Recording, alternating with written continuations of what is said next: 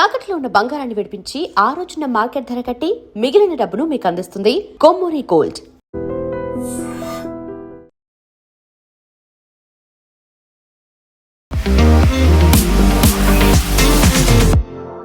నమస్తే, నేను Kavitha. Welcome to I dream news and నిజాలు. మేక్ అమెరికా గ్రేట్ అగైన్ అనేటువంటి నినాదంతో ట్రంప్ మరోసారి అమెరికా ప్రతాపాన్ని చూపించబోతున్నారు. ఇరాన్ని అతి త్వరలో తేల్చుకోండి, లేకపోతే అసలేమీ మిగలదు అనేటువంటి క్యాప్షన్ కూడా. ఇరాన్ ముందు 5 ప్రతిపాదనల్ని డొనాల్డ్ ట్రంప్ పెట్టాడు. అదే 5 ప్రతిపాదనల్ని ఇరాన్ తిప్పికొడుతూ తను ఇంకొక 5 ప్రతిపాదనల్ని అమెరికా ముందుంచింది. ఇది ఎప్పుడూ క్లోజ్ అవుతుంది, నిజంగానే ఒక కంక్లూడింగ్ పాయింట్ అనేది ఉంటుందా లేదా? మనతో పాటుగా ఉన్నారు సీనియర్ జర్నలిస్ట్ సురేష్ కొచ్చతిరి గారు. సార్ నమస్తే. సో ఇప్పటికి ఆల్మోస్ట్ 80 days అవుతోంది. ఒక స్టాండ్ స్టిల్ సిచ్యువేషన్ ఉంది. కాకపోతే ప్రపంచంలో అంత క్రైసిస్ అనేది కనిపిస్తూ ఉన్నప్పుడు హార్ముజ్ స్ట్రైట్కి సంబంధించి ఇరాన్ అండ్ అమెరికా రెండు అదే లాగర్ హెడ్స్ అంటారు, అలాంటి సిచ్యువేషన్లో ఉన్నాయి అంటే నెక్స్ట్ ఏం జరుగుతోంది సార్? నిన్న రాత్రి president Trump and Israeli prime minister Benjamin Netanyahu 30 నిమిషాలు మాట్లాడారు. బహుశా ఒక ప్లాన్ డిస్కస్ చేశారు. Operation sledge hammer. ఇది అమెరికా వైపు నుంచి ఉన్న పేరు. ఎందుకంటే వాళ్ళ ఒక యుద్ధం అయిపోయింది, ఎపిక్ ఫ్యూరీ ఈజ్ ఓవర్. కానీ ఇజ్రాయెల్ ఇంకా రైజింగ్ లైన్ ఆపలేదు. వాళ్ళు సీజ్ ఫైర్ చెప్పలేదు వాళ్ళు ఇక్కడ. సో ఇజ్రాయెల్ కూడా మొదలు పెడతారు. ప్రాబ్లం ఎక్కడ వచ్చిందంటే, ఒకటి, అమెరికా దగ్గర ఆయుధాలు లేవు. వాళ్ళు ఉన్న పేట్రియట్ మిసైల్స్ కానీ, థాడ్ కానీ, ఈవెన్ చాలా మటుకు వాళ్ళ లోవర్ ఎండ్ మిసైల్స్ కూడా వాడుకున్నారు. క్రూజ్ మిసైల్స్ చాలా వాడుకున్నారు. ఇప్పుడు వాళ్ళ దగ్గర ఆయుధాలు కొంచెం తక్కువ పడ్డాయి. దానికోసం వాళ్ళు ఈ 2-3 వారాలు వెయిట్ చేసి కావాలంత ఆయుధాలు తెప్పించుకున్నారు. మీకు గుర్తుంటుంది, తైవాన్ కొన్ని ఆయుధాలు పంపించాలండే పోయిన వారం, అది కూడా ఆపెట్టారు. Not because of any China reason. దానికి కారణం ఇది. ఇప్పుడు యూఎస్కి అర్జెంటుగా ఆయుధాలు కావాలి, దానికున్న వాళ్ళ దగ్గర ఆయుధాలు తక్కువ పడ్డది. సో దాన్ని ఇప్పుడు రిలీజ్ చేశారు మొన్న. సో బహుశా ఇంకొక 24 గంటల లోపల ఇరాన్ మీద ఒక పెద్ద అటాక్ జరగబోతుంది. దానికి 2-3 మేజర్ కారణాలు ఉన్నాయి. ఒకటి, 5 ప్రతిపాదనలు అక్కడ ఇక్కడ పంపిస్తున్నా, అదేం కాదు. అది nothing is will happen. Because Iran అడుగుతుంది, యూఎస్ ఇస్తున్న రెండు వైపు నుంచి డిఫరెంట్ ప్రపోజల్స్ అనమాట. ఇరాన్ ఏమో మేము న్యూక్లియర్ వెపన్స్ ఆపము, ఎన్రిచ్మెంట్ ఆపం, మేము మీకు 400 కిలోలు మా యురేనియం మీకు ఇవ్వము, మా దగ్గరే ఉంటుందని అన్నీ చెప్తారు. అదే టైంలో మా మీద చేసిన డెమాలిషన్స్ కానీ, మా మీద చేసిన బాంబింగ్లో డబ్బులు ఇవ్వాలి దానికన్నా. US said nothing doing. మా అసెట్స్ రిలీజ్ చేశారు, నథింగ్ డూయింగ్ అన్నారు. సో ఇరాన్ ఏం అడిగారు? యూఎస్ నో అని చెప్పారు. అదే టైంలో యూఎస్ అడుగుతుందా కూడా ఇరాన్ నో అంటున్నారు. కానీ మీరు చెప్పిన మాటకి strait of Hormuz big point. So నిన్న ఒక మేజర్ టర్నింగ్ పాయింట్ వచ్చింది. అది మీడియాలో రిపోర్ట్ చేయలేదు. Iran senior security council chairman నిన్న ఒక కొటేషన్ ఇచ్చాడు. అంటే మన దాంట్లో సుపారీ అంటారు మనం. President Trump, Benjamin Netanyahu and chief of staff admiral Caine, వీళ్ళు ముగ్గురిని, అంటే సెంట్కామ్ చీఫ్ ఆయన్ని, వీళ్ళ ముగ్గురిని చంపాలని చెప్పేసి ఒక సుపారీ ఇచ్చారు. చాలా పెద్ద అమౌంట్ అది. సో వీళ్ళ ముగ్గురిని, ఎందుకంటే వాళ్ళ సుప్రీం లీడర్ ఖమేనీని చంపిన మనుషులు వీళ్ళ ముగ్గురు. సో వీళ్ళ మీద చర్యలు ఉండాలి. ఎవరు చేస్తారో వాళ్ళకి ఇన్ని కోట్లు, ఐ థింక్ 500 కోట్లు ఎంతో ఇస్తున్నారు. చాలా పెద్ద అమౌంట్ అది. ఇది యుఎస్ నోట్ చేసుకున్నారు. కానీ ఇంటర్నేషనల్ మీడియాలో ఇది ఎక్కువ రాలేదు.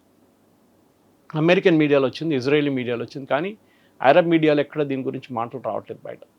సో బహుశా that was the last straw on the camels back అంటారు. యుఎస్కి ఇప్పుడు ఒక ఎక్స్క్యూజ్ వచ్చేసింది. మా మీద వీళ్ళు కావాలని చెప్పి ఒక కొటేషన్ ఇచ్చారు, మాకు సుపారీ ఇచ్చారు మా లీడర్స్ మీద, మా ప్రెసిడెంట్ మీద, ఇజ్రాయేలీ ప్రైమ్ మినిస్టర్ మీద, అండ్ అది కాకుండా సెంట్కామ్ చీఫ్. సో డెఫినెట్గా అమెరికా రియాక్ట్ అవుతారు. ఎందుకంటే ప్రెసిడెంట్ ట్రంప్కి ఇప్పుడు తెలిసిపోయింది ఈ టాక్స్ అనేది ఎక్కడ వెళ్ళదు. పాకిస్తాన్ ఏం చేశారంటే ఇరాన్ వైపు నుంచి టైం 1 వారం, 2 వారాలు, 3 వారాలు పోస్ట్పోన్ చేసుకుని పోయారు. ఏం కాలేదు. ఈ యుద్ధం అదే రోజు ఎప్పుడు ఆపారో అదే రోజు చేసుకుంటే బాగుంటుండే, కానీ చేసిన చాలా పెద్ద తప్పని ఇప్పుడు తెలిసిపోయింది ప్రెసిడెంట్ ట్రంప్కి. అది కాకుండా ఇంకోటి, నిన్న యుఏఈ న్యూక్లియర్ ప్లాంట్ మీద ఇరాక్ నుంచి బహుశా ఒక అటాక్ జరిగింది. ఇరాన్ నుంచి రాలేదు అది మిసైల్స్, ఇరాక్ వైపు నుంచి వచ్చింది. ఈవెన్ సౌదీ అరేబియా మీద కూడా అటాక్ జరిగింది నిన్న. దాంట్లో ఇరాక్ న్యూక్లియర్ ప్రాజెక్ట్ పక్కన ఒక జనరేటర్ మీద కొట్టారంట. IAEA, that is international atomic energy agency, వాళ్ళు రేడియేషన్ మానిటర్ చేస్తారు. వాళ్ళు అన్నారు as of now this no radiation. So బహుశా అది మెయిన్ ప్లాంట్కి ఎఫెక్ట్ కాలేదు, కానీ జనరేటర్ ఒకసారి ఆగిపోతే కూలింగ్ ఆగిపోతుంది. మెయిన్ టవర్లో, which is a dangerous thing. Meltdown జరగవచ్చు, చెర్నోబిల్లో జరిగినట్లు జరగవచ్చు. సో అందరూ భయపడ్డారు, చుట్టుపక్కల అన్ని దేశాలు భయపడ్డారు. ఇప్పుడు ఈవెన్ సౌదీ అరేబియా కండెమ్ చేశారు. ఎందుకంటే దీని impact Iraq nuclear plant, UAE nuclear plant, UAE మీద ఒక్కటే కాదు, చుట్టుపక్కల ఒక 500 కిలోమీటర్ దాకా అన్ని దాని మీద ఇంపాక్ట్ ఉంటుంది. సో ఇమీడియట్గా ఇప్పుడు ఒక యాక్షన్ తీసుకోబోతున్నారు. బహుశా యుఏఈ కూడా దీంట్లో దిగుతారు యుద్ధంలో. సౌదీ అరేబియా కూడా చేయొచ్చు, ఎందుకంటే వాళ్ళ మీద immediate as soon as US bombing మొదలు పెడతారో ఇమ్మీడియట్గా ఇరాన్ అండ్ ఇరాక్, ఇప్పుడు ఇరాన్ కన్నా ఎక్కువ ఇరాక్ నుంచి మిసైల్స్ వస్తున్నాయి. ఇరాక్లో ఉన్న షియా గ్రూప్స్ ఉన్నాయి, వాళ్ళు ఫైర్ చేస్తున్నారు ఇప్పుడు. సో అమెరికన్ అసెట్స్ మీద కూడా దాడి జరగవచ్చు. సో నెక్స్ట్ 24 hours చాలా క్రూషియల్గా ఉండిపోతుంది. ఆపరేషన్ స్లెడ్జ్ హ్యామర్ ఎప్పుడు ఎక్కడ మొదలు పెట్టాలని ప్రెసిడెంట్ ట్రంప్ డిసైడ్ చేస్తారు. Netanyahu is ready. ఆయన సెక్యూరిటీ కౌన్సిల్ మీటింగ్ జరిగింది నిన్న, యాజ్ వీ స్పీక్. ఒక 3 గంటల ముందు ఒక సెక్యూరిటీ కౌన్సిల్ మీటింగ్ జరిగింది. వాళ్ళ defence minister, chief of staff వీళ్ళందరూ ఉన్నారు. సో బహుశా it is not an entire cabinet, it is only security council. So దాంట్లో చాలా క్లియర్. సో బహుశా as we speak Indian time ఒక ట్యూస్డే మార్నింగ్ కల్లా ఏదో ఒకటి పెద్ద అటాక్ జరగవచ్చు. And this will be a fight to the finish. ఎందుకంటే తెలిసిపోయింది ప్రెసిడెంట్ ట్రంప్కి ఇంకా ఇది ఎక్కడ ఆగదు, ఇది ఓన్లీ టాక్ అని చెప్పి పాకిస్తాన్ ఆడిన పెద్ద ఒక గేమ్ ఇది, ఇంకా దీన్ని ఆపలేరు ఎక్కువ రోజులు అని చెప్పి డిసైడ్ చేయబోతున్నాను. కాకపోతే ఇప్పుడు మళ్ళీ చర్చల కోసం భారత్ లాంటి కంట్రీస్ కూడా ఇంటర్వ్యూన్ అవుతే బాగుంటుందేమో అనేటువంటి అనాలిసిస్లు ఇవన్నీ కూడా వినిపిస్తున్నాయి. ఆ తర్వాత యునైటెడ్ నేషన్స్లో కూడా దీనికి సంబంధించినటువంటి ఒక ప్రస్తావనని భారతదేశం తీసుకొచ్చింది. మన దగ్గర కూడా క్రైసిస్ మొదలైంది అనుకున్నప్పుడు ప్రపంచ దేశాల్లో ఒక కదలిక అనేది రావాల్సి ఉండే, అంతలా రాలేదు. ఎక్కడికక్కడ వాళ్ళ క్రైసిస్ని ఫేస్ చేస్తూ ముందుకెళ్తున్నారు, అడ్జస్ట్మెంట్లు అవుతున్నాయి. కానీ మెయిన్ ఏదైతే అక్కడ ఇష్యూ అనేది ఉందో దాన్ని సార్ట్ అవుట్ చేయడానికి ముందుకెందుకు ఎవరు కదలట్లేదు అసలు? దానికి చాలా కారణాలు ఉన్నాయి. ఒకటి, ఇరాన్ ఏం చేస్తారో అని ఒక భయం ఉంది అందరికీ, especially Kuwait, Bahrain, Qatar. Saudi Arabia కొంచెం దూరం ఉంది, యుఏఈ కూడా కొంచెం దూరం ఉంది. సో ఈ దేశాలు, ఈ పక్కనున్న 3 చిన్న దేశాల మీద మ్యాక్సిమం అటాక్స్ జరగవచ్చు నెక్స్ట్ 24 hours. అదొక భయం ఉంది. స్ట్రెయిట్ ఆఫ్ హార్మూజ్ ఓపెన్ చేయడం అన్నిటికంటే పెద్ద ప్రయారిటీ. అది ఓపెన్ చేయాలంటే యుఎస్ నేవల్ అసెట్స్ అటాక్ చేయాల్సి వస్తుంది. అది ఎక్కడ గల్ఫ్ ఆఫ్ ఒమాన్లో ఉన్నారు. వాళ్ళ దగ్గర ఇప్పుడు 2 ఎయిర్క్రాఫ్ట్ క్యారియర్లు ఉన్నాయి. జెరాల్డస్ ఫోర్డ్ హెస్ గాన్ బ్యాక్, అది యుఎస్ చేరుకుంది. అది వాళ్ళ దగ్గర 2 ఎయిర్క్రాఫ్ట్ క్యారియర్ స్ట్రైక్ గ్రూప్స్ ఉన్నారు. బహుశా ఒక 24 చిన్న ఫ్లోటీలా ఉండొచ్చు. దాంతో సరిపోతుంది వాళ్ళకి అటాక్ చేయడానికి. టామహాక్ క్రూజ్ మిసైల్స్ కావాలి. టామహాక్ కొంచెం తక్కువ క్వాంటిటీలో ఉంది అమెరికా దగ్గర.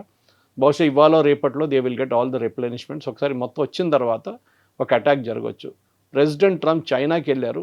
ఆ చైనా విజిట్ టైంలో ఇంకొక అటెంప్ట్ చేశారు ఆయన, జీ జిన్పింగ్తో మాట్లాడి స్ట్రెయిట్ ఆఫ్ హార్మూజ్ అని ఓపెన్ చేపియండి అని చెప్పేసి. ఎందుకు చైనాకు చాలా మటుకు దానికి కావాల్సిన చైనా ఆయిల్ ఆల్మోస్ట్ 20-25% ఇరాన్ నుంచి వస్తుంది అనమాట. అండ్ ఇరాన్ 90% ఆయిల్ చైనా తీసుకుంటున్నారు. సో ఒక కొత్త రైల్ ట్రాక్ కడుతున్నారు China, Iran to directly to China, Turkmenistan అట్లా ఆఫ్ఘనిస్తాన్ వైపు నుంచి డైరెక్ట్లీ గోయింగ్ టు చైనా. కానీ దాంట్లో వాళ్ళకి ఎక్కువ సరిపోదు. ఒక ట్రైన్ తీసుకెళ్తున్న ఫ్యూయల్ తీసుకెళ్తున్నది మీకు ఒక షిప్లో తీసుకెళ్తే కంపేర్ చేస్తే మీకు ఒక 118 ట్రైన్లు కావాల్సి వస్తుంది. That many trains are needed with that many oil wagons, సరిపోదు. సో అది ఒక షార్ట్ టర్మ్ మెజర్ ఉంటుంది. కానీ long term measure China react కాలేదు. మీరు చూసుంటారు, చైనా ఏం చెప్పలేదు, వీల్ ట్రై అవర్ బెస్ట్ అన్నారు. చైనా ఏం చేశారంటే చాలా మటుకు వాళ్ళ కంప్లీట్ ఆయిల్ రిసోర్సెస్ని వాళ్ళు మార్చుకొని రష్యా వైపు నుంచి తెప్పించుకుంటున్నారు. అది కాకుండా వాళ్ళు ఈవెన్ యూఎస్ దగ్గర నుంచి కొనడానికి కూడా రెడీ ఉన్నారు. మన ట్రంప్ వచ్చినప్పుడు చెప్పారు, we'll ready to buy from US. కానీ చైనా ఒక సప్లై చైన్ మేనేజ్మెంట్లో చాలా పెద్ద గేమ్ ఆడారు. వాళ్ళ ఆల్మోస్ట్ ఆటోమొబైల్ ఫ్లీట్ వాళ్ళది, అంటే కార్ కానీ బస్సెస్ కానీ మిగతా అన్ని పబ్లిక్ ట్రాన్స్పోర్ట్ 70% దాకా, 70-80% ఎలక్ట్రిక్గా కన్వర్ట్ చేసుకున్నారు లాస్ట్ 5 సంవత్సరాల్లో. వాళ్ళు బహుశా సిచ్యువేషన్ చూసుకున్నారు, ఇట్లా ఒక సిచ్యువేషన్ జరగవచ్చు అని చెప్పి. మనం చేసిన తప్పది మన వైపు ఇండియాలో, we should also done that. కానీ మన వైపు బస్సెస్ కన్వర్ట్ అవుతున్నాయి, కానీ పర్సనల్ ట్రాన్స్పోర్ట్ ఇప్పుడు కూడా నాట్ ఈవెన్ 5% ఎలక్ట్రిక్ రాలేదు మన వైపు. సో మనం దానికోసం సఫర్ అవుతున్నాం. కానీ మనం చూసాం, మొన్న మోదీ గారు యుఏఈకి వెళ్ళినప్పుడు ఒక ఒప్పందం చేశారు, అది చాలా ఇంపార్టెంట్ ఒప్పందం. అది కూడా అక్కడ కూడా మన మీడియాలో ఎక్కువ రిపోర్ట్ చేయలేదు.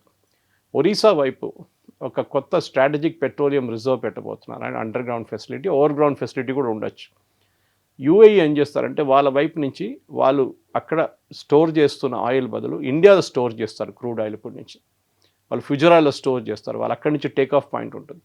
యుద్ధం ఇవాళ ఆగింది, రేపు మళ్ళీ మొదలు కావచ్చు, మళ్ళీ ఆగుతుంది, మళ్ళీ మొదలు కావచ్చు ఉంటుంది. ఏం చేస్తున్నారు, 30 మిలియన్ బ్యారల్స్ ఫెసిలిటీని ఒడిశా వైపు ఒక కొత్త ఫెసిలిటీ క్రియేట్ చేస్తున్నారు. తో సౌత్ ఈస్ట్ ఏషియాకి వెళ్ళే షిప్స్ అన్నీ, అంటే మలేషియా, సింగపూర్, ఇండోనేషియా, ఫిలిప్పీన్స్, ఈ దేశాలకి వెళ్ళే ఆయిల్ అంతా ఇప్పుడు ఇండియా నుంచి తీసుకెళ్తారు. So they will go to India, collect and go off from there. And రెగ్యులర్గా యూఏ దీన్ని రిప్లెనిష్ చేస్తుంటారు. మనకు కూడా కావాల్సింటే అప్ టు 5 మిలియన్ బ్యారల్స్ మనం దాని నుంచి తీసుకోవచ్చు. బెస్ట్ పార్ట్, దీనికి యూఐ రెంట్ కడతారు మనకి. ఓకే, మెయింటెనెన్స్ అండ్ రెంట్ మనకి ఇస్తారు. మనం వైపు నుంచి బహుశా ఇండియన్ ఆయిల్ దాన్ని మెయింటైన్ చేయబోతున్నారు కంప్లీట్గా. ఇదొక పెద్ద మూవ్. ఎందుకంటే మనం అనుకున్న ఇది మోదీ గారు వెళ్ళారు 3 గంటలు ఏం చేశారని చెప్పి. ట్రంప్ చైనాకి వెళ్ళారు, కానీ ఒక్క ఒప్పందం కూడా కరెక్ట్గా చేయలేదు. మోదీ గారు వెళ్ళినప్పుడు 7 ఒప్పందాలు చేశారు, 12 అని చెప్తున్నారు. దాంట్లో 5 సీక్రెటివ్ ఉన్నాయి, డిఫెన్స్ ప్యాక్స్ ఉండొచ్చు. అది సో ఇండియా వైపు నుంచి ఒక డిఫెన్స్ అవుట్పోస్ట్ యూఏఈలో మెయింటైన్ చేయబోతున్నారు ఈ యుద్ధం అయినాక. బేసిక్లీ నేవల్ అవుట్పోస్ట్ ఉండొచ్చు. అది కాకుండా ఒక చిన్న యాంటీ మిసైల్ థ్రెట్ కోసం ఒకసారి ఇజ్రాయెల్ అక్కడి నుంచి జరిగిన తర్వాత ఇండియా ఇజ్రాయెల్ని రీప్లేస్ చేయబోతున్నారు. ఎందుకంటే మొన్న ఇరానియన్ ఫారెన్ మినిస్టర్ ఢిల్లీకి వచ్చినప్పుడు బ్రిక్స్ మీటింగ్లో పెద్ద గొడవ జరిగింది. ఒక రెజల్యూషన్ ఉండే, దీన్ని వ్యతిరేకించే అమెరికన్ అటాక్స్, కానీ దాన్ని చాలా మటుకు బ్రిక్స్ కంట్రీసే అపోజ్ చేశారు. ఆ రెజల్యూషన్ పాస్ కాలేదు. అప్పుడు ఇరాన్ చెప్పారు, యుఏ కూడా అదే మీటింగ్లో ఉన్నారు, యుఏ ఫారెన్ మినిస్టర్, ఆయనకు వార్నింగ్ ఇచ్చారు, మీరు ఇజ్రాయెల్ని మీ దగ్గర పెట్టుకుంటే మేము మిమ్మల్ని రిపీటెడ్గా కొడతాం మేము అని చెప్పేసి. సో దానికోసం నేను చెప్పాను, ఇప్పుడు యుఏ కూడా అటాక్ చేయవచ్చు. దీనికన్నా ముందు యుఏ అటాక్ చేశారు. ఓకే, అది మన చాలా రోజుల తర్వాత తెలిసింది, ఆల్మోస్ట్ 22 రోజుల తర్వాతనే దీని ఇన్ఫర్మేషన్ బయటకు వచ్చింది, that UAE also attacked Iran అని చెప్పేసి. సో బహుశా సౌదీ అరేబియా కూడా చేయొచ్చు ఇప్పుడు. కానీ బహ్రెయిన్, కువైత్ నేను చెప్పాను చూడండి, Qatar, they will not do. వాళ్ళకి భయం ఉంది, ఇరాన్ అంటే భయపడతారు వాళ్ళు కొంచెం. ఇది ఇప్పుడున్న పరిస్థితి చాలా వాలటైల్ సిచ్యువేషన్ కవిత గారు. బహుశా యుద్ధం మొదలైనప్పుడు ఎట్లా ఉండే అదే సిచ్యువేషన్ తిరిగి వస్తున్నాం. కానీ ఇప్పుడు టిపికలీ హిందీలో చెప్తారు చూడండి, ఆర్ఆర్ పార్, it is going to be fight అంతే, ఫినిష్ ఇట్ విల్ బి. ఎందుకంటే ఇంకా ఎక్కువ రోజులు దీన్ని తీసుకెళ్ళాం. ప్రెసిడెంట్ ట్రంప్ చాలా మటుకు పొలిటికలీ సఫర్ అవుతున్నారు యూఎస్లో. ఆయన రేటింగ్ 78% పడిపోయింది. ఇవాళ ఎలక్షన్ జరిగితే, మిడ్ టర్మ్ పోల్స్ ఇవాళ జరిగితే రిపబ్లికన్ పార్టీ కంప్లీట్గా వైప్అవుట్ అయిపోతారు యూఎస్లో. వాళ్ళు 10%, 15% కూడా వాళ్ళకి సీట్స్ రావు, అంత దారుణ పరిస్థితిలో ఉన్నారు. So president Trump he's reach the end of his patience. చెప్పారు చూడండి, నిన్న ట్వీట్ చేసినప్పుడు, time is of the essence. So that is the indication that next ఒక వారం 10 రోజులు I think it will be a fight to the finish. ఇరాన్ని mostly probably finish చేసేస్తారు వాళ్ళు.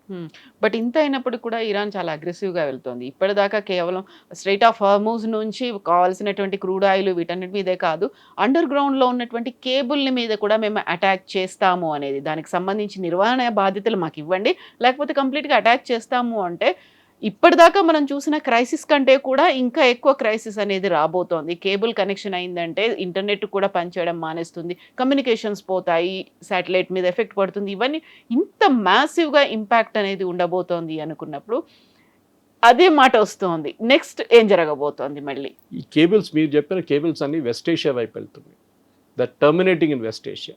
సో వాళ్ళ మీద ఇంపాక్ట్ ఉంటుంది. ఇది అన్ని గల్ఫ్ కంట్రీస్ కాకుండా little part of Egypt also. కానీ మేజర్ యూరోపియన్ ట్రాఫిక్ ఈ సైడ్ నుంచి అట్లా వెళ్ళిపోతుంది అన్నమాట. They don't touch the Gulf Coast. Iran చేయరు, వాళ్ళకి తెలుసు దీని ఇంపాక్ట్ ఎట్లా ఉండబోతుంది. ఎందుకంటే ఇప్పుడు దాకా యూరోప్ దీంట్లో వాళ్ళు కాలు పెట్టలేదు ఇంకా. ఈవెన్ దో ఫ్రెంచ్ ఒక aircraft carrier, general De Gaulle aircraft carrier is there in middle east, British ship ఒకటి అక్కడ వచ్చింది మొన్న. సో బహుశా ఇప్పుడు వీళ్ళు కేబుల్స్ కటింగ్ అనేది ఇంటర్నేషనల్ లెవెల్లో చేయరు. It is not like blocking straight of Hormuz. ఎందుకు మీరు కేబుల్ కట్ చేస్తే దాన్ని రిపేర్ చేయడానికి చాలా టైం పడుతుంది. దాని ఇంపాక్ట్ మీరు చెప్పినట్ల నాట్ జస్ట్ టెలిఫోన్స్, శాటిలైట్, మిగతా అన్ని కనెక్టివిటీ పోతుంది కంప్లీట్గా. సో ఇరాన్ చేయరు దాన్ని, that will be considered a war crime. So వాళ్ళ మీద కూడా వాళ్ళకి ఇంపాక్ట్ తెలుసు, దాన్ని చేస్తే దాని ఇంపాక్ట్ ఎట్లా ఉండబోతుందని. కానీ ఇప్పుడు జరగబోయేది మెయిన్లీ ఇరాన్ దగ్గర ఉన్న ఆయుధాలు, వాళ్ళ దగ్గర ఉన్న మిసైల్స్ ఎంత ఉందని. ఇప్పుడు యుఎస్ కూడా చాలా క్లారిటీ లేదు యుఎస్కి. కొంతమంది అంటున్నారు వాళ్ళు యుఎస్లో ఇంటెలిజెన్స్ డిపార్ట్మెంట్ వాళ్ళు బహుశా వాళ్ళ దగ్గర 30-40% ఇంకా ఉంది. మనం డిస్ట్రాయ్ చేసిన nuclear facilities, US first time bomb చేశారు లాస్ట్ ఇయర్లో, ఆపరేషన్ మిడ్ నైట్ హ్యామర్. అప్పుడు చేసిన దాంట్లో 60% డిస్ట్రాయ్ అయిందన్నారు, అది కాలేదు 40% అయింది అంటున్నారు. అది కూడా అండర్ గ్రౌండ్లో ఉందంటున్నారు. సో ఇప్పుడు ఒక కాంక్రీట్ యాక్షన్గా ఫస్ట్ బహుశా ఏం చేయబోతున్నారంటే ఇరానియన్ లీడర్షిప్ని తీసేస్తారు. వాళ్ళ ఫారెన్ మినిస్టర్ కానీ, వాళ్ళ స్పీకర్ ఆఫ్ ద హౌస్ కానీ, వాళ్ళ president and security council members వీళ్ళని ఇజ్రాయెల్ ప్లాన్ చేస్తున్నారు that they will eliminate them completely. ఒకసారి ఆ లీడర్షిప్ లెవెల్ ఎలిమినేట్ అయితే వాళ్ళ దగ్గర డిసిషన్ మేకింగ్కి ఎవరు ఉండరు అని ఒక అనాలిసిస్కి వచ్చారు యుఎస్ కాదు, ఇజ్రాయెల్ వచ్చారు. యుఎస్ ఇప్పుడు ఏం చేయబోతున్నారంటే వాళ్ళు చెప్పినట్లనే స్ట్రెయిట్ ఆఫ్ హార్మోస్ నుంచి షిప్ని బయటకు తీయడానికి ట్రై చేస్తారు. కాకుంటే ఇరాన్ దాన్ని అడ్డుకుంటే దాని మీద కూడా అటాక్ ఉండొచ్చు. సో రెండు వైపుల నుంచి అటాక్ ఉంటుంది. ఒకటి city based attack will be done by Israel అంటున్నారు. అది నిన్న రాత్రి డిస్కస్ చేశారు. అండ్ ప్రెసిడెంట్ ట్రంప్ చాలా క్లియర్గా క్లారిటీ ఇచ్చారు దీనికి ఈసారి. బహుశా ఆయన యుద్ధం స్టార్టింగ్లో కూడా ఎంత క్లియర్గా క్లారిటీ లేదు. ఎందుకంటే ఆయన చెప్పాను చూడండి, డెస్పరేట్ అయిపోయారు. ఎట్లయినా దీని నుంచి బయటపడాలి. చాలా మటుకు పాకిస్తాన్ని నమ్మాం, Pakistan made fool out of US. Almost మనం 6 నుంచి 7 వారాలు దాంట్లో కోల్పోయాం. ఈ పీస్ టాక్స్ ఏం there'll be no peace talks. ఎందుకంటే క్రూషియల్ ఇష్యూ కవిత గారు. వన్ ఇస్ యురేనియం ఇరాన్ ఎవ్వరికి అప్పగించారు. చాలా క్లియర్ వాళ్ళు. మాకు ఒక సావరెన్ రైట్ ఉంది, మేము ఉంచుకుంటాం. కావాలంటే దాని ప్యూరిఫికేషన్ ప్రాసెస్లో తగ్గిస్తాం.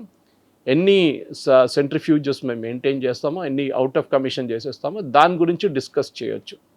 కానీ అది చాలా టెక్నికల్ సబ్జెక్ట్. మన అందరు గుర్తుంది జేసీపీ అగ్రిమెంట్ ప్రెసిడెంట్ ఒబామా టైంలో అగ్రీ చేసింది. 21 నెలలు తీసుకున్నారు అగ్రిమెంట్ని అనలైజ్ చేసి డిస్కస్ చేసి ఫైనలీ ఒప్పందం పెట్టడానికి. ఇది ఇప్పుడు 78 డేస్ 79 డేస్ అయింది. ఈ టైంలో ఇది డిస్కస్ చేయలేరు. ఇది చాలా డీటెయిల్గా డిస్కస్ చేయాల్సి. ఫస్ట్ స్టెప్ ఏం చేస్తారంటే, అఫ్కోర్స్ బెంజమిన్ నెటన్యాహు CBS 60 Minutesలో చాలా క్లియర్గా చెప్పారు. ఆ రోజు అడిగారు ద ఇంటర్వ్యూర్ ఆస్క్డ్ హిమ్, మీరు యురేనియం ఏం చేస్తారు? మేము వెళ్ళి తీసుకుంటామన్నారు ఆయన. అంత ఈజీని అడిగారు. That we know how to do it. బహుశా ఇజ్రాయెల్ అండ్ యుఎస్కి తెలుసు అది ఎక్కడుంది అనేది. ఆ ఆపరేషన్ మేబీ అ జాయింట్ ఆపరేషన్. ఎందుకంటే మన నైజీరియాలో ఒక ఆపరేషన్ జరిగింది day before yesterday. ISIS second in command ఆయన నైజీరియాలో చంపారు. How did he land up in Nigeria is a big mystery. ఎందుకంటే ఆయన everybody assumed he was in Iraq. Okay, ఎందుకంటే తాలిబాన్ వచ్చిన తర్వాత వీరందరూ పారిపోయారు. ఐదర్ ఖత్తర్ ఆర్ ఇరాక్లో ఉన్న అనుకున్న మంచి నైజీరియాలో దొరికింది మీకు. ఇజ్రాయెల్ ఏమో ఈ October 7th అటాక్ చేసిన వాళ్ళ one of the main commanders హమాస్ది ఒక్క సర్వైవింగ్ కమాండర్ ఉండే, ఆయన్ని మొన్న చంపేశారు. So the point is closing in అన్నమాట. And suddenly Iran will be the major point. ఇది 3, 4, 5 వారాలు ఈవెన్ 6 వారాల ముందు చేస్తే బాగుంటుండే. ఇంత ప్రాబ్లం మనకి ఎక్స్టెండ్ కాకపోతే షార్ట్ టర్మ్ షాక్ ఉంటుంది. ఆయిల్ ప్రైసెస్ పాసిబ్లీ ఇవాళ రేపటికి 110, 120 కూడా వెళ్ళొచ్చు. కానీ అది moment that operation is over, strait of Hormuz open చేశారనుకోండి, the oil prices will come down. కానీ రిఫైనింగ్ ఇంపాక్ట్ ఉంటుంది. అది మనం గుర్తుపెట్టుకోవాలి. భారతదేశంలో కూడా మనకు UAE వైపు నుంచి LNG కానీ PNG కానీ అండ్ క్రూడ్ UAE మనకు అష్యూర్ చేశారు ఫుజరా నుంచి. అది యాజ్ సూన్ యాజ్ ఈ స్ట్రెయిట్ ఆఫ్ హార్మోస్ ఓపెన్ చేస్తే మనం పికప్ చేసుకోవచ్చు. ఎందుకంటే ఒకసారి ఫుజరాలో వచ్చేస్తే we're not in strait of Hormuz anymore. మనం అక్కడి నుంచి పికప్ చేసుకోవచ్చు వితౌట్ ఇరాన్ మన షిప్స్ మీద దాడి కూడా చేయరు అప్పుడు, బికాజ్ స్ట్రెయిట్ ఆఫ్ హార్మోస్ బయట ఉంది ఫుజరా. సో ఇది చాలా పెద్ద ఒక స్ట్రాటజీ. నేను మళ్ళీ I'm repeating, president Trump advisers కూడా అదే చెప్తున్నారు. ఈవెన్ రిటైర్డ్ అడ్మిరల్స్ చెప్తున్నారు, జనరల్స్ చెప్తున్నారు, మీరు ఎందుకు ఆపారు ఈ యుద్ధం? ఆ ఫస్ట్ ఫేజ్లోనే you should have finished off everything. అది ఎందుకు చేయలేదంటే పాకిస్తాన్ వచ్చి మేము పీస్ టాక్స్ చేస్తాం, ఇస్లామాబాద్ చేస్తాం, టాక్స్ చేస్తాం అన్నారు. Sheer waste of time. ఎప్పుడైనా ఒక యుద్ధంలో కవిత గారు ఒక బ్రేక్ తీసుకున్నప్పుడు అటాకర్ కన్నా ఎనిమికి బెనిఫిట్ ఉంటుంది. ఇది మనం గుర్తుపెట్టుకోవాలి. మన దగ్గర రాజశేఖర్ రెడ్డి గారు, I'm giving a very local equivalent, Rajasekhar Reddy గారు నక్సల్స్తోని చర్చలు జరిపారు హైదరాబాద్లో, మీకు గుర్తుంటుంది. రామకృష్ణ లాంటి వాళ్ళు ఓవర్గ్రౌండ్ వచ్చారు. ఏం జరిగింది దాని తర్వాత? ఆ నెల పాటు వాళ్ళు కంప్లీట్గా వాళ్ళ ఆయుధాలు ఆర్గనైజ్ చేసుకున్నారు, వాళ్ళ కమాండ్ సిస్టమ్స్ అంతా రీఆర్గనైజ్ చేసుకున్నారు. ఇమ్మీడియట్గా వైలెన్స్ పెరిగింది ఆ టాక్స్ కాగానే. అది ఇది సేమ్ థింగ్ ఇక్కడ కూడా జరిగింది. ఇరాన్తో ఇదే జరుగుతుంది. ఈవెన్ హమాస్కి ఏ రోజు వీళ్ళు సీజ్ ఫైర్ అని చెప్పారు, హమాస్ దాన్ని మళ్ళీ వాడుకున్నారు. ఇటువైపు హెజ్బుల్లా సేమ్ థింగ్ హ్యాపెండ్. మీరు ఒక నెల పాటు 2 నెలల పాటు వాళ్ళకి బ్రేక్ ఇచ్చినప్పుడు దే ఇమ్మీడియట్లీ వాళ్ళ ఆయుధాలు కానీ వాళ్ళ కమాండ్ స్ట్రక్చర్స్ అంతా రీఆర్గనైజ్ చేసుకున్నారు. ఇది యుఎస్ చేసిన తప్పని యుఎస్ జనరల్స్ కూడా అంటున్నారు. ఇప్పుడు ఫార్మర్ డిఫెన్స్ సెక్రటరీ అంటున్నారు that we should not have given moment. మీరు లీడర్షిప్ని కొట్టారు చూడండి, దాని 3rd day 4th day you should finished off the Iranian complete defence establishment. అది చేసిన తప్పు. బహుశా ఇంగ్లీష్లో అంటారు hind is an advance science అంటారు. అంతా అయిపోయాక మనకి అనాలిసిస్కి చాలా మంది వస్తారు ముందుకు చెప్పడానికి. సో ఇప్పుడు హార్మోజ్ని ఓపెన్ చేస్తే అవుతోంది, అది క్లియర్ అయిపోతుంది, షార్ట్ టర్మ్ సర్వీస్ ఇవన్నీ మాట్లాడుకున్నప్పటికి కూడా మూడీస్ చెప్తున్న దాన్ని బట్టి చూస్తే నవంబర్ దాకా ఇంపాక్ట్ ఉండే అవకాశాలు ఉంది. అంటే లాంగ్ రన్లో అంటే ఇంక మనకి మినిమం ఒక 4-5 months అయినా ఇదే క్రైసిస్ సిచ్యువేషన్ అనేది కంటిన్యూ అవుతుంది. కాబట్టి అంత ఈజీగా కంట్రీస్ దానికి ప్రిపేర్డ్గా ఉన్నాయి ఇంకో 4-5 నెలలు, లేకుంటే నవంబర్ కాకపోతే డిసెంబర్, ఈ ఇయర్ ఎండింగ్ అనేంత ప్రిపరేషన్ అనేది ఉందా కంట్రీస్కి? ప్రాబ్లం ఎక్కడ వస్తుందంటే రిఫైనింగ్ కెపాసిటీ మీద వస్తుంది. ఖతార్లో ఉన్న రిఫైనరీస్, ఇరాక్లో ఉన్న రిఫైనరీస్ కూడా కొట్టారు. కోర్స్ సౌదీ అరామ్కో మీద దాడి చేశారు, యుఏఈ ఫుజరా మీద దాడి చేశారు, ఖత్తర్ గ్యాస్ రిఫైనరీస్ మీద దాడి చేశారు. Problem is not crude, problem is refined. ఇండియాకి ఆ ప్రాబ్లం లేదు, ఎందుకంటే మన దగ్గర 2 పెద్ద రిఫైనరీస్ ఉన్నాయి. ఒకటి జామ్నగర్ దగ్గర ఉంది, ఇంకోటి అండ్ వీళ్ళది రష్యా తను నాకు ట్యాప్ ఉన్న నియారా అని చెప్పి మన దగ్గర ఇంకో పెద్ద రిఫైనింగ్ కెపాసిటీ ఉంది. జామ్నగర్ రిలయన్స్ వాళ్ళది ఈ నెల షట్ డౌన్ ఉండే వాళ్ళకి మెయింటెనెన్స్ కోసం. అది మినిమం 1.5-2 months తీసుకుంటారు మెయింటెనెన్స్. వాళ్ళు ఏమన్నారు నయారాకి మెయింటెనెన్స్ నడుస్తుంది, వాళ్ళ మెయింటెనెన్స్ కాగానే we will start shut down. కానీ బహుశా ఇప్పుడు గవర్నమెంట్ ఆఫ్ ఇండియా అంటవేనాయి అంటారు, ఇప్పుడు మీరు షట్ డౌన్ చేయకండి, కొంచెం ఇంకా 3-4 నెలలు నడిపియండి. ఎందుకంటే మీకు గుర్తుంటుంది కవిత గారు, దీనికన్నా ముందు రష్యా దగ్గర నుంచి మనం క్రూడ్ ఆయిల్ తీసుకొని మనం అదే క్రూడ్ ఆయిల్ని రిఫైన్ చేసి యూఎస్కి అమ్మాం మనం, ఈవెన్ యూరోప్కి అమ్మాం అండ్ ఈవెన్ యూక్రెయిన్కి అమ్మాం మనం. సో ఇండియా దగ్గర రిఫైనింగ్ కెపాసిటీ ఉంది, మన దగ్గర విశాఖపట్నం ఉంది, కొచ్చిన్ ఉంది, మన దగ్గర మ్యాంగ్లూర్లో ఉంది అండ్ ఆఫ్ కోర్స్ గుజరాత్ వైపు 3 ఉన్నాయి. సో ఇదన్నీ కలుపుకుంటే మనకి పెద్ద అడ్వాంటేజ్ ఉంటుంది. క్రూడ్ తెచ్చుకుంటే చాలు. కానీ కొన్ని దేశాల దగ్గర రిఫైనింగ్ కెపాసిటీస్ లేదు, చిన్న దేశాల దగ్గర రిఫైనరీస్ ఎక్కువ లేదు వాళ్ళ దగ్గర. ఈ రిఫైనరీస్ లేనప్పుడు ప్రాబ్లం ఏమవుతుందంటే క్రూడ్ ఆయిల్ ఎవరు రిఫైన్ చేస్తారు మీకోసం? రిఫైన్ చేయాల్సింది అట్ సోర్స్ ఓన్లీ చేయాల్సి వస్తుంది అనమాట. మీరు అక్కడి నుంచే పెట్రోల్ డీజిల్ తీసుకురావాల్సి వస్తుంది. మనకు ఆ ప్రాబ్లం లేదు, మనం ఇక్కడ తెచ్చుకొని ఎల్పిజిగా కన్వర్ట్ చేసుకోవచ్చు, పిఎన్జిగా కన్వర్ట్ చేసుకోవచ్చు, ఏదైనా చేసుకోవచ్చు. సో భారతదేశం మీద దాని ఇంపాక్ట్ ఎక్కువ రోజులు ఉండదు. కానీ ఇంటర్నేషనల్ క్రూడ్ ప్రైసెస్ 80-90 నడిమిట్లోనే ఉంటుంది, at least for the next 6 to 8 months అంటున్నారు. దానికి కారణం ఇది మన తప్పు కాదు, కానీ దాన్ని సఫర్ చేయాల్సి వస్తుంది అనమాట రిఫైనింగ్ కెపాసిటీ. కానీ మనం యుఏఈ చేసిన ఒప్పందంలో మోదీ గారు దాంట్లో డీటెయిల్స్ ఇవ్వలేదు, మనం ఎంత కొంటున్నాం అనేది. పాసిబ్లీ దాంట్లో ఒక డిస్కౌంట్ ఇస్తారు మనకి, 10-20% డిస్కౌంట్ ఉంటుంది యుఏఈ వైపు నుంచి. అది ఉంటే మనకి పెట్రోల్ ధరలు ఇప్పుడున్న ధరలు మనం మెయింటైన్ చేసుకుంటూ వెళ్ళొచ్చు, తగ్గదు. కానీ ఈ present rate V can continue. And ఇప్పుడున్న నష్టాలు 1,00,000 కోట్లు పర్ నెల నష్టాలు ఆయిల్ కంపెనీస్కి, హెచ్పిసిఎల్, బీపీసీఎల్, ఐఓసిఎల్ వీళ్ళు ముగ్గురు కలిసి 1,00,000 కోట్ల రూపాయలు లాక్స్ ఉంది. అది 50,000కి తీసుకురావచ్చు మనం. 50 నుంచి తర్వాత 2-3 నెలలు కానీ 40-30 దాకా తీసుకురావచ్చు. అండ్ ఒకసారి $70 per barrel వస్తే మనం బ్రేక్ ఈవెన్ అయిపోతాం. ఇప్పుడు యునైటెడ్ నేషన్స్ దగ్గరికి భారతదేశం వెళ్ళింది అనుకుంటే, ఇంతకాలం యునైటెడ్ నేషన్స్ ఏం చేసింది? నిజంగా తన దగ్గర పవరే ఉంటే యునైటెడ్ నేషన్ యాక్షన్లోకి ఎందుకు దిగలేదు? మనం ఎందుకు అక్కడ యునైటెడ్ నేషన్స్ దగ్గరికి వెళ్ళి ఒక కంప్లైంట్ చేయాల్సినటువంటి పరిస్థితి వచ్చింది? యునైటెడ్ నేషన్స్ ఒక ఫెయిలియర్, బిగ్గెస్ట్ బ్లండర్ అండ్ ఒక డిబేటింగ్ సొసైటీ. కానీ యునైటెడ్ నేషన్స్ అప్పుడప్పుడు పనికొస్తారు. మన ఇరాక్ వార్కి వెళ్తే అప్పుడు సద్దాం హుస్సేన్ మీద దాడి చేయడానికి తయారైనప్పుడు ప్రెసిడెంట్ జార్జ్ బుష్ ఆయన ఏం చేశారంటే యునైటెడ్ నేషన్స్కి వెళ్ళి అప్రూవల్ తీసుకున్నారు. దిస్ ఇస్ సంథింగ్ అందరు అంటున్నారు, ప్రెసిడెంట్ ట్రంప్ కూడా బహుశా అది చేయాలి ఉండే అని. కానీ ఆయనకు భయం ఉండే చైనా అండ్ రష్యా దాన్ని వీటో చేస్తారో మనం భయం ఉండే అని ప్రెసిడెంట్ ట్రంప్. దానికోసం యుఎన్కి వెళ్ళి, అండ్ యుఎన్ ఆయనకి అసలు పట్టదు. ప్రెసిడెంట్ ట్రంప్ అంటారు ఇట్స్ అబ్సల్యూట్లీ యూజ్లెస్ బాడీ, ఏం పనికిరాని. కానీ యుఎన్ దగ్గర వెళ్ళి ఒకసారి ఒక స్టాంప్ కొట్టేసుకుంటే you get an international approval. మనం ఎందుకు వెళ్ళామంటే బేసిక్లీ మనం వెళ్ళలేదు ఎందుకు అని అడగొచ్చు ఎవరైనా రేపు. యునైటెడ్ నేషన్స్ మీరు ఎందుకు రాలేదు, ఒక రెజల్యూషన్ పాస్ చేస్తే కూడా ఏం కాదు, ఎవరు వినరు. ఇరాన్ వినరు, యుఎస్ వినరు, ఇజ్రాయెల్ పట్టించుకోరు, ఎవరు పట్టించుకోరు. కానీ ఒక డిప్లొమాటిక్ లెవెల్లో ఒక అప్రూవల్ తీసుకున్నట్లు ఉంటుంది. We have taken up. అది ప్రెసిడెంట్ బుష్ చేసిన పెద్ద అది. I mean you see that operation ఇరాక్లో జరిగినప్పుడు చాలా మటుకు that was mainly UN approved mission ఉండే. దానికోసం నేటోని తీసుకెళ్లారు.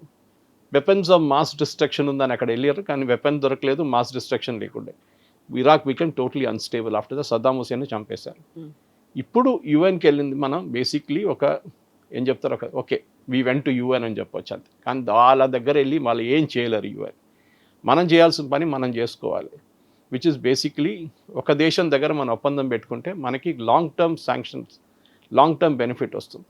చాబార్ ఫోర్ట్ గురించి ఇరానియన్ ఫారెన్ మినిస్టర్ నిన్న మాట్లాడారు. Hmm.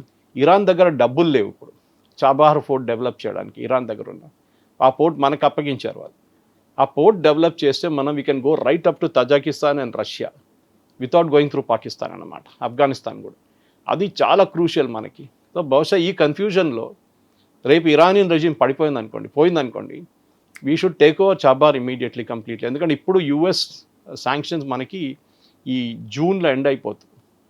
దానికన్నా ముందు మనం దానికి అప్రూవల్ తీసుకొని ఇఫ్ యూ ఎక్స్టెండ్ ఇట్ మనకి చాలా పెద్ద అడ్వాంటేజ్ రాబోతుంది. అదే చాబార్ ఫోర్ట్ నుంచి we can setup A refuelling plant. అక్కడి నుంచి ఆయిల్ టర్మినల్గా డెవలప్ చేసుకోవచ్చు దాన్ని. అది చాలా పెద్ద పోర్ట్ అది. అక్కడ మనకి 2 బర్త్స్ అప్పగించారు వాళ్ళు, 2కి 4 చేసుకోవచ్చు మనం. చేసుకుంటే I think it will become a big ఇంకొక గల్ఫ్ ఆఫ్ ఇది ఏం చెప్తారు స్ట్రైట్ ఆఫ్ హార్మస్ నుంచి బయటకు వచ్చి we can really use Chabahar port. కానీ అన్నీ లింక్డ్ ఉన్నాయి కవిత గారు. మీరు అడిగిన ప్రశ్నకి స్టార్టింగ్ నుంచే ఇది first US bombing, Israel bombing, okay fine, దాని leadership elimination. Next strait of హార్మస్లో 1500 షిప్స్ అక్యుములేటెడ్ పడి ఉన్నాయి. That is lying near the Persian Gulf. దీని అన్ని బయటికి తీసుకురావాలి. దాంట్లో ఉన్న మెరైనర్స్ కానీ దాంట్లో ఉన్న సీమెన్ కానీ వాళ్ళకి ఫుడ్ లేదు, నీళ్ళు లేదు, ఎక్కువ కష్టపడుతున్నారు వాళ్ళు. They have to be brought out first. వాళ్ళు 1500 షిప్స్ని బయటికి తీసుకురావాలంటే మీకు మినిమం 20 రోజులు పడుతుంది మీకు అండర్ ద ప్రెజెంట్ సర్కమ్స్టాన్స్. ఎంత స్పీడప్ చేసినా కానీ 20 రోజుల తర్వాతే ఫ్రెష్ సెట్ ఆఫ్ షిప్స్ వెళ్ళొచ్చు లోపలికి. మళ్ళీ దాది ఆయిల్ తీసుకురావాల్సి. సో బహుశా ఏం జరగబోతుందంటే US will take over Kharg island. వాళ్ళ కమాండోస్ని దింపుతారో స్పెషల్ ఫోర్స్ని దింపుతారో. అది చేసిన తర్వాత రీఫ్యూల్ అక్కడి నుంచి ఫ్యూయలింగ్ స్టార్ట్ చేస్తారు ఇరాన్ నుంచి, దట్ ఈస్ కార్గ్ ఐలాండ్ నుంచి. దాంతో ఆయిల్ ప్రెషర్ చాలా మటుకు తగ్గిపోతుంది, ఆయిల్ సప్లై ఇంక్రీజ్ అవుతుంది నెక్స్ట్ ఒక నెల పాటు. ఇదంతా లింక్డ్ ఇస్ ఫస్ట్ బాంబింగ్. ఆ బాంబింగ్ జరిగితే ఆపరేషన్ స్లెడ్జ్ హ్యామర్ స్టార్ట్ అయితేనే మిగతా అన్ని స్టెప్ బై స్టెప్ ఫాలో అవుతుంది అనమాట. ఇప్పుడు బాంబింగ్ అయింది, హర్ముజ్ క్లోజ్ అయిపోయింది, ఎక్కడికక్కడ స్టాండ్ స్టిల్ సిచ్యువేషన్ ఉంది, ఆ తర్వాత ఇంటర్నెట్ కేబుల్స్ మీద ఎఫెక్ట్ పడుతుంది అనుకున్నప్పుడు చుట్టూ ఉన్నటువంటి ఎన్విరాన్మెంట్ మీద కూడా, ఎకలాజికల్ సిస్టమ్ మీద, అక్కడ ఉన్నటువంటి సీ మీద, ఓషన్స్ మీద, వీటన్నిటి మీద ఎఫెక్ట్ పడుతోంది. సో ఏదో ఒక్క రంగానికో ఏదో ఒక సెక్టార్కి మాత్రమే ఈ క్రైసిస్ అనేది పరిమితం కాలేదు, ప్రపంచం అంతా ఎఫెక్ట్ చూపిస్తోంది. అన్ని అంశాల్లో కూడా ఈ ఎఫెక్ట్ అనేది ఉంది. సో ఇరాన్ అసలు యాక్సెప్ట్ చేయలేనటువంటి సిచ్యువేషన్ కదా. కరెక్ట్. ఇరాన్ మనం ఇప్పుడు డిస్కస్ చేసినట్టు ఫస్ట్ ఐ థింక్ 3-4 వారాల తర్వాత మనం చెప్పాం ఒకసారి కార్గ్ ఐలాండ్ ఫుల్ అయితే ద బ్యాక్ ఫ్లో స్టార్ట్ అవుతుందని చెప్పాం. లేకుంటే మన ఓవర్ హెడ్ పైప్ లాగా మన ఇంట్లో ఉన్న ట్యాంక్ లాగా నీళ్ళు బయటకి ఇచ్చేస్తాం. And that is exactly what Iran did. వాళ్ళు ఇప్పుడు ఆయిల్ ఎక్సెస్ ఆయిల్ వాళ్ళ షిప్లో వాళ్ళు సీలో వేడేస్తున్నారు. కానీ వాళ్ళకు కూడా అదే ప్రాబ్లం ఉంది. స్ట్రైట్ ఆఫ్ హార్మజ్ అనే ఆయిల్ పంపించే ఒక రూట్ ఒకటే కాదు, ఇరాన్లో ఉన్న చాలా మట్టుకు ఫిషర్మెన్ వాళ్ళ లైఫ్ దాని మీద డిపెండెంట్ ఉంది. సో మీరు పొల్యూట్ చేస్తే మీ వైపే ఉన్న ఫిషెస్ కానీ ఎన్వైరన్మెంటల్ డిజాస్టర్ జరగవచ్చు. రేపు మీరు దాన్ని వాడుకోలేరు. నెక్స్ట్ ఒక 10-15 సంవత్సరాల దాకా till the cleanup is done మీరు వాడుకోలేరు స్ట్రైట్ ఆఫ్ హార్మజ్. షిప్స్ వెళ్ళొచ్చు కానీ ఫిషింగ్ యాక్టివిటీ ఉండదు మీ దగ్గర, దోస్ తిరగలేరు అక్కడ. ఇది ఇరాన్ తెలుసు ఇది. So they are like an suicide mission. మేము పోతాం, మేము మిమ్మల్ని కూడా తోడు తీసుకెళ్తాం అనే ఒక యాటిట్యూడ్ ఉంది. కానీ మీరు చెప్పిన దాని ప్రకారం ఎస్, ఇది ఎప్పుడో ఒక కోర్స్ ఆఫ్ కరెక్షన్ రావాలంటే జరగలేదు. ఇరాన్ థ్రెటన్ చేస్తున్నారు. థ్రెటన్ చేసే కెపాసిటీ వాళ్ళకి లేదు. ఇది మనం గుర్తుపెట్టుకోవాలి. ఇరాన్ దగ్గర అంత కెపాసిటీ లేదు. ఇది ఇంగ్లీష్లో గేమ్ ఆఫ్ బ్లఫ్ అంటారు. మనం రమ్మీ ఆడుతున్నప్పుడు మన దగ్గర ట్రంప్ కార్డ్ ఉండదు, కానీ మనం ఎట్లా చూపిస్తాం అంటే మన దగ్గర అన్ని ట్రంప్ కార్డ్ ఉంది చూపించి ఆడుకుంటాం, అంత కాన్ఫిడెన్స్తో ఆడతాం. ఇరాన్ అదే గేమ్ ఆడుతున్నారు. All it takes is precise bombing. అది బెంజమిన్ నెటన్యాహు అదే రోజు చెప్పారు. ఏ రోజు సీజ్ ఫైర్ తీసుకొచ్చారో ఆ రోజు చెప్పారు, you are making a mistake, మీరు ఇరాన్కి బ్రీతింగ్ స్పేస్ ఇస్తున్నారు, పాకిస్తాన్ని నమ్మకూడదు అని ఇరాన్ వ్యతిరేకంగా అండ్ పాకిస్తాన్ వ్యతిరేకంగా బెంజమిన్ నెటన్యాహు డిఫెన్స్ మినిస్టర్ ఒక స్టేట్మెంట్ ఇచ్చారు. కానీ యూఎస్ పట్టించుకోలేదు. ప్రెసిడెంట్ ట్రంప్కి ఏమో చాలా బతుకు ప్రెషర్ ఉంది ఆయన మీద, పొలిటికల్ ప్రెషర్. ఒక వైపు నుంచి ఎట్లయినా ఒప్పందం, ఇరాన్ ఒప్పందం చేయరు. Let us be very very clear about it. A agreement తీసుకొచ్చినా కూడా ఇరాన్ అగ్రీ చేయరు. బహుశా ఇంకా బాంబింగ్ చేస్తే చాలా మటుకు వాళ్ళ కంప్లీట్ లీడర్షిప్ వైపౌట్ అయితే వాళ్ళ నెక్స్ట్ జనరేషన్ లీడర్షిప్ బహుశా వచ్చి ఓకే వి సరెండర్, మీరు ఏం కావాలంటే చేసుకోండి, మాకేమైనా మెసేజ్ రిలీజ్ చేస్తే మేము మా దేశం డెవలప్ చేసుకుంటా అంటారు. దానికి పాసిబ్లీ ఒక నెక్స్ట్ జనరేషన్ లీడర్షిప్ రావాల్సి వస్తుంది ఇరాన్లో. అదే మన నెక్స్ట్ ఒక 2-3 వీక్స్లో అది జరుగుతుంది బహుశా. Thank you so much. Thank you.